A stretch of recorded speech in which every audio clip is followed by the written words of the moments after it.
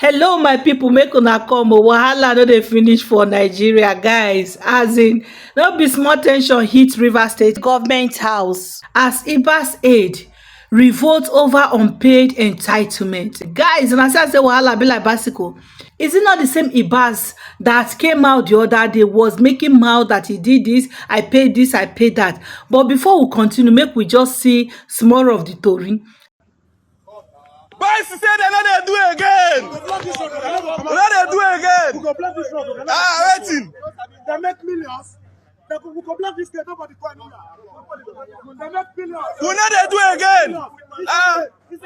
Which kind thing be this one? For 6 months, hard labor, suffering for waiting.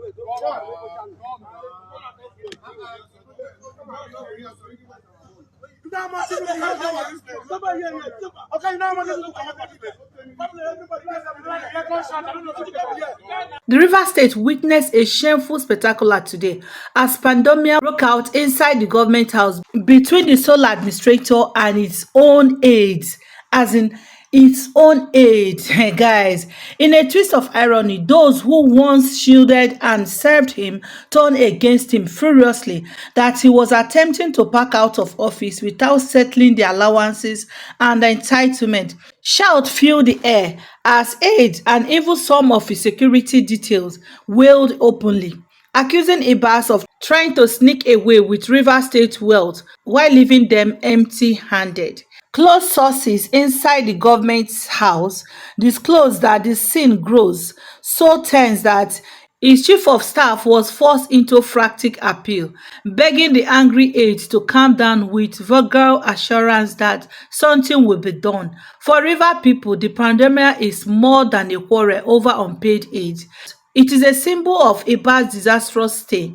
A man entrusted with stewardship squandered both resources and trust, leaving bitterness in his wake. Now as his exit looms, even those closest to him cannot hide their disillusionment. And this is a tragic reminder that when leaders plundered recklessly, they not only betray a state but also destroy their own legacy. Prosperity will not remember Ibok Ete Ebas for honor, but for a pandemia and disgrace he leaves behind. Guys, this na serious tension, disgrace, embarrassment. Hey. Rivers State is burning. Tinubu. Una try una do this one well. Guys, abeg una watch, una no forget to drop una comment inside the comment section. Don't forget to like and share this video. Abeg. Joining us now on this show to discuss the end of emergency rule in Rivers, losers and winners, and lessons learned is Professor Benjamin Okaba, President, Ijaw National Congress. Good morning, Professor Okaba, and thank you for joining us. Good morning. Thank you for this opportunity. Well, Prof, effectively, in the light of Section 305, sub 6, C of the 1999 Constitution as amended, the state of emergency in Rivers State ends effectively tomorrow morning. Now, when you look back, as a major stakeholder in Rivers State politics, in the politics of the Niger Delta, what do you think are the lessons that we have learned? Who do you consider the winners or the losers?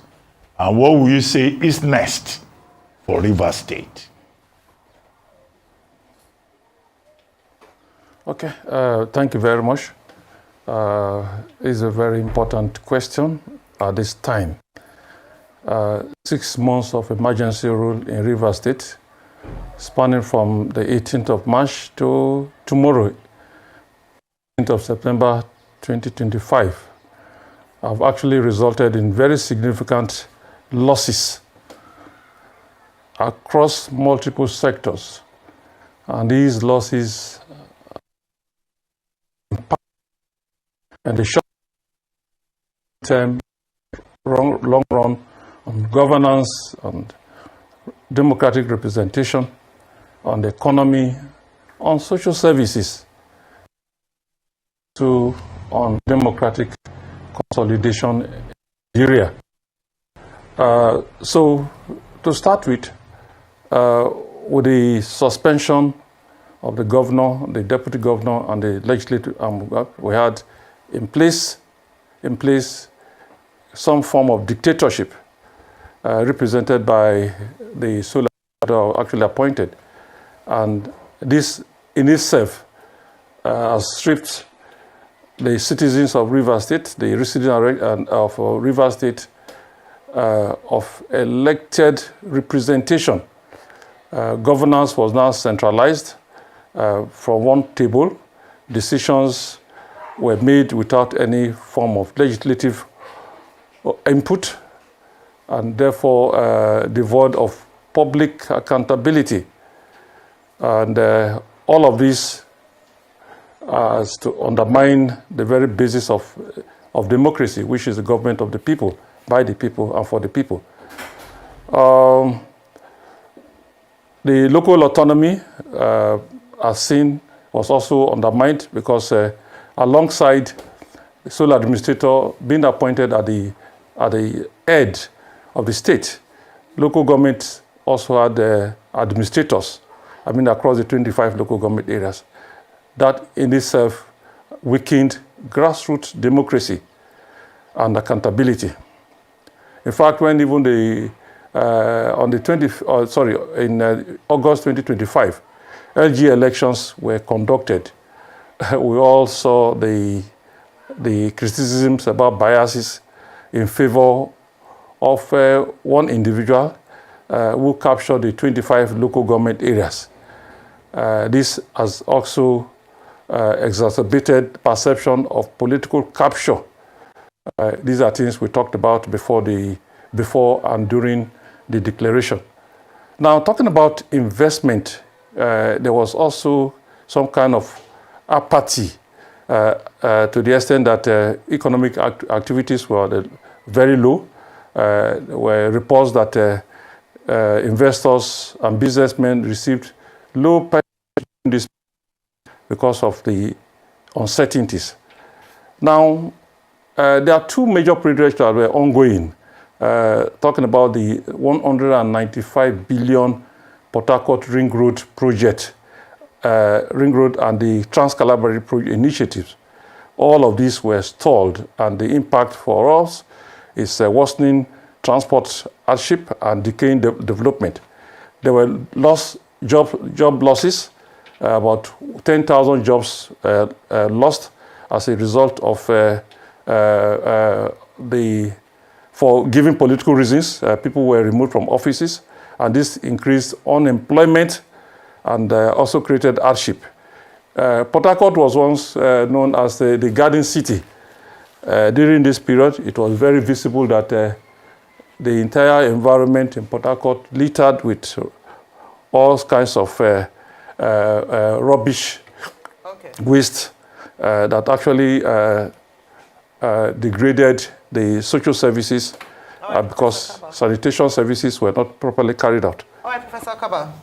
So on the long run... Professor Kaba, can you hear me? Yes. Okay, great. Thank you. So yes. This morning, we had asked around the gains and losses. You've listed just a list of losses. Is there any gain at all from the emergency rule in Rivers State? And going on to the second question by Dr. Abati, now that hopefully, let me not say because it's not certain until we see him back in office, Governor Siminalayi Fubara, who is the elected governor of Rivers State, will be coming back into office tomorrow. What are the expectations of the Rivers people? He now has only 2 more years, and like you said, a lot of economic activity hasn't happened in the last 6 months, and of course, prior to that, as a result of the conflict happening in the state. What are the expectations of the people? Yeah, my expectations as president of the Regional National Congress are very clear, and they are guided by the need for stability, equity, and progress for all residents in Rivers State. The first thing I think you should do is to get into genuine reconciliation. Part of the losses is that because the issues remained unsettled, the issues that led to the crisis. We spoke of state capture people stated issues of federal overreach and all that. And when we're told of some level of agreement being reached, the terms of agreement are not made known to everybody. So we believe that there's so much division across party lines, across ethnic lines. FOBRA should take the initiative to initiate genuine reconciliation, not minding the party that brought him to power. He's governor of everybody. And taking it from there, if he's able to stabilize the states by them, all of them, those who fought him, those who stood by him, a sense of belonging, and that will now lead to him embarking or continuation of those projects, those people-oriented projects like the ones I just mentioned, health services. He just has to increase his tempo. His period of governance was loved by everybody. So what we need to tell him is that he should not be discouraged by what has happened, but he should see it as an opportunity for him to assert himself that nothing has changed. When you talk about gains again, I think FOBRA has learned a lot of lessons because I'm sure by now he has known who to trust, who not to trust, processes to follow, who to talk to, and that is also very good. And the other hand too, whoever that was on the other side to fight him must have also seen the implications that power can never be absolute. No matter all the desires you had in the power grab, definitely you have also learned some lessons that it were better we fought together internally, resolve these internal issues amongst ourselves, rather than introducing some external factors. I'm sure there are regrets on those areas. And as a result of those areas, I think there will be some level of cooperation with actors in the game. So moving forward is to fast-track development in all sectors.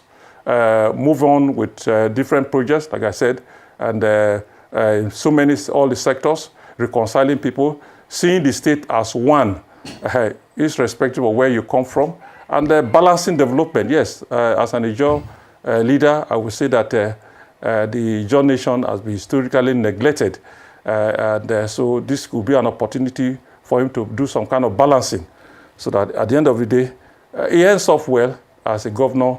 It's not about the number of years you spend in office, but how well you were in that office in actually issues of deepening democracy and development. Okay, Thank you. How do you feel about this? Last year, when Wike and his people went to the courts to say the local government election did not follow the guidelines, the court ruled in a couple of months about it, and they ruled against the local government election. This year, the same Mr. Wike and his people didn't also follow the guideline. They claimed they were under a state of emergency.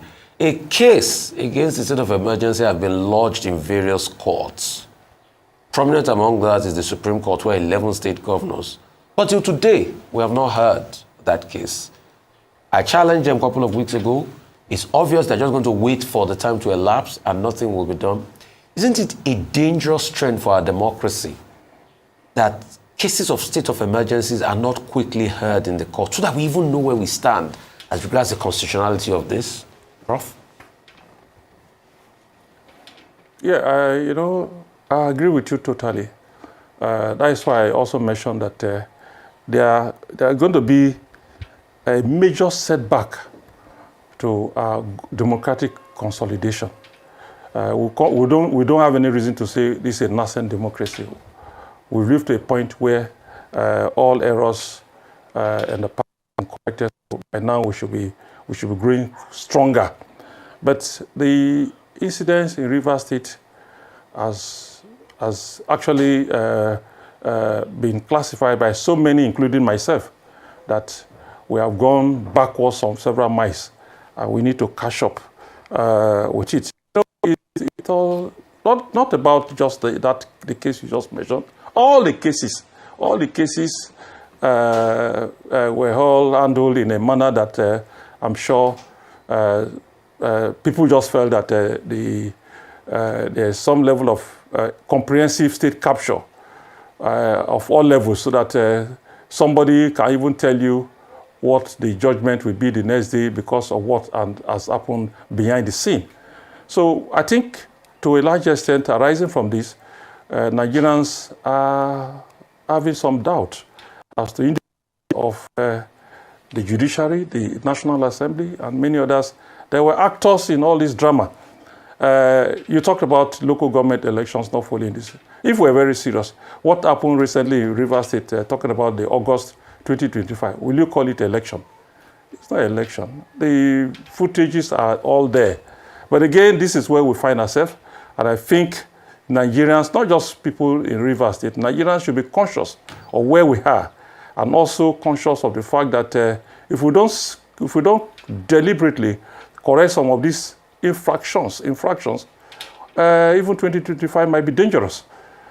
Some persons said that Rivers situation was just a test ground, and if they win over it, they might extend it to other states, and other states with impunity that has yielded results for some persons. So I think it's a wake-up call on all Nigerians to cry loud and clear that this is not what we bargained for. Okay, Prof. Thank you. Prof, before we go, groups in Rivers State, MUSOP, Ijo Youth Council, and other groups have been saying that, well, even after this state of emergency, that there should be an audit of what Vice Admiral Ibokete Ibas did in 6 months. Projects that he promised. How did he spend the money? Rivers people say our money. It's always our money in Nigeria. Do you support that it should be subjected to a probe when Governor Fubara resumes office? I think using the word probe might look punitive. It should be able to render a very transparent account of his stewardship. You don't need anybody to tell him. Definitely, he has to account for his government money, his public funds. He has to account for whatever he has spent. And it's also led for a normal administrative process to subject whatever documents are presented to the normal audit process. I think it's a normal, you don't need any call. It's a normal, this year, as you leave in office, you must give account of what you have spent. So I think it's normal, it's just normal, and nobody need to make any serious noise about it. Alan President Tinubu has asked him to also do same. This has been a sole administrator. A sole administrator, no House of Assembly. He could say he's not accountable to anybody. No, but at the end of the day, it's not about being accountable. You spend public funds, you must account for them. Whether it's not just to the House of Assembly, but to the people. You've made expenditures were approved, whether they were approved or not, you spend them. But you must give account. You cannot walk away and say you receive 50 billion, and at the end of the day, you have spent the money and you don't give account. I think he knows that, and he also expects that should be done. Okay. So I don't see that as an issue, because definitely he has to do so. He must give account. It's public funds. The rules are very clear. Okay, he can also give very account. Clear on it. He can give account to President Tinubu, who gave him the mandate, because he has said he has fulfilled the president's mandate. Yes. So the president is the person he's dealing with, not with the people of Rivers. Anyway, on that note, we'd like to thank you very much. The president, in fact, okay, I actually wanted to say that I also agree with some persons who even say that the incoming governor should not even receive any handover note from him, because he did not, as far as I'm concerned, that is a dark period in the history of Rivers State. The man who gave him that mandate, defiling all constitutional processes and all that, should be the person he should hand over to. And he resumes office as if nothing happened. Thank you. Okay. About the sole administrator, he claims to have achieved the mandate of President Tinubu to stabilize the state, create an enabling environment for the reestablishment of its institutions and return Rivers State back to full democratic governance. But what is your view on the legality of conducting local government elections? I mean, we're in a democratic government. It's just normal that the elections should be held under the supervision of a democratically elected governor. But that's my view. Sometimes you see things on paper, sometimes the people in power want it otherwise. The president is a strategic person, likes to think ahead, and he thought in his wisdom, I don't know if his legal advisors did the right thing or advised him the depth of that and to realize that there's something like political overreach and that it is really not good when you go contrary to any part of the Nigerian constitution. But that being said, sometimes, you know what they say, we find love in a hopeless place. But the sole administrator came in, and the people that I thought were ferrying the flame of the fire were aligned and told to just keep quiet because their side had won. I'm not laying allegations or anything, but sometimes you have to look beyond where you see. And for example, when the pipeline was set on fire before the sole administrator came in, one would wonder what team was it. And that's why when I said earlier, forget about being Team Wike or Team Fubara. Let's focus on governance. And yeah, the sole administrator said he had created an enabling environment. We shall see when the democratically elected governor comes into power, how enabling it is. Are people still going to undercut? Because right now, you are encouraging people to be more loyal to Wike from Rivers State than the governor who is right there. How are they going to find a balance between that and make sure they are not sending the wrong signals to the people? Okay. Let's look at it this other way. He said he has achieved. But littered on the part of the incoming governor is a House of Assembly that is perfectly skewed towards one side. You have the just concluded local government election that has a loyalist of particular leader, and you have the governor that is coming on board. How easy will it be for this governor to govern side by side the House of Assembly that was also a critical part of the crisis that brought in the emergency, and also a local government that he does not have control over? Do you think it's going to be a mission impossible for this governor to succeed in the next 1.5 years? I think the governor finds himself, when he resumes, in a position where he's going to be like a lame duck governor, even though he's supposed to be able to go one more term after the end of this one. But it's going to be lame duck because a house has been arranged to check you without any form of balance from your side. We all know, nobody needs to say, we don't have to be diplomatic when we come to a conclusion that the election that was held and everything within the political structure of Rivers State now tilts in the favor of the Honorable Minister of FCT. So I think, honestly, logically speaking, I don't know how the governor is going to wiggle his way around that. I think he has no choice but to conform to the policies and visions of the Minister of FCT. Unfortunately, that's where we are, and that is the only way he can succeed. He can complete the next how many years that he has in office.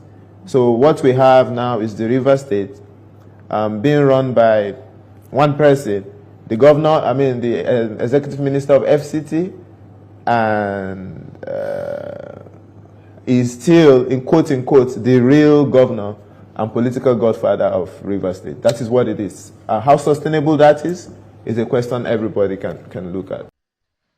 So let's take a peek into the future and see what we will see in the coming days. It's expected to hear that the president will make the announcement. Yes, we'll see how that plays out.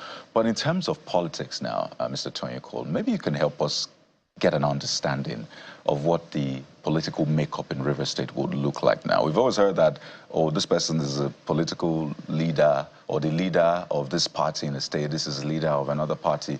But it looks like there's just one leader of politics in River State, not just leader of PDP or APC, and that's the FCT minister. The way things are, we just saw the elections that were conducted. APC won majority, PDP won 2.